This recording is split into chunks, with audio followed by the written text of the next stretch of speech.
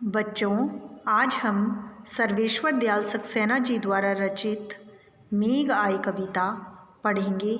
आइए, कविता पढ़ने से पहले हम सर्वेश्वर दयाल सक्सेना जी के विषय में कुछ जान लेते हैं। हिंदी के सुविख्यात कवि सर्वेश्वर दयाल सक्सेना जी का जन्म बस्ती जिले में हुआ था। बस्ती जिला कहाँ है? उत्तर प्रदेश में स्थित है। सन 1927 ईस्वी में हुआ था। उन्होंने प्रारंभिक तथा विद्यालयी शिक्षा बस्ती जिले से ही प्राप्त की और बीए तथा एमए की उपाधियाँ कहते हैं डिग्री को, उन्होंने इलाहाबाद विश्वविद्यालय से प्राप्त की।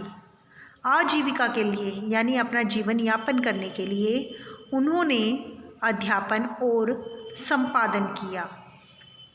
पहले वे अध्यापक बने, फिर आकाशवाणी कहते हैं रेडियो में उन्हें नौकरी की।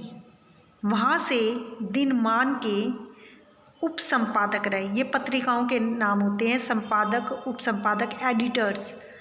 तो जो एडिटर होते हैं वो पत्र पत्रिकाओं में ही बनते हैं। तो दिनमान के वे उप संपादक रहे।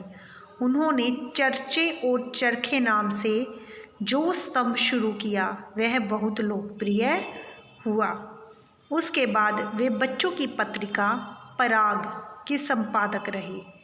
इसका संपादन उन्होंने जीवन के अंत तक किया। सन 1983 में यानी 1983 में उनका देहांत हो गया, वे स्वर्गवासी हो गए। सर्वेश्वर दयाल जी की अब बात रचनाओं की करते हैं तो उनकी प्रमुख पुस्तकों के नाम हैं काठ की घंटियाँ, बांस का पुल, एक सूनी नाव, गर्म हवाएं, कुआनो नदी, जंगल का दर्द और खुटियों पर टंगे लोग।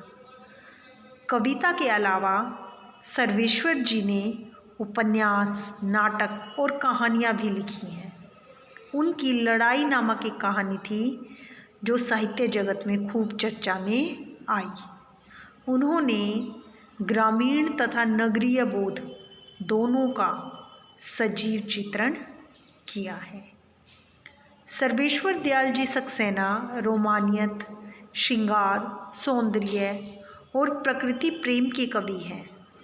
उन्होंने प्रकृति के बहुत सुंदर चित्र प्रस्तुत किए हैं। उनके काव्य में कल्पना का वैभव दिखाई देता है। चित्रात्मकता और स्पष्टता सक्सेना जी की काव्य भाषा की दो विशेषताएं जो हैं वो सर्वप्रमुख हैं।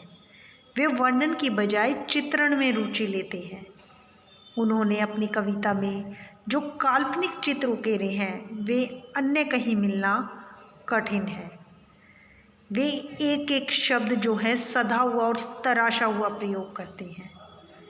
उपमा, रूपक और मानवीकरण अलंकारों पर उनकी गहरी पकड़ जो है वह दिखाई देती है।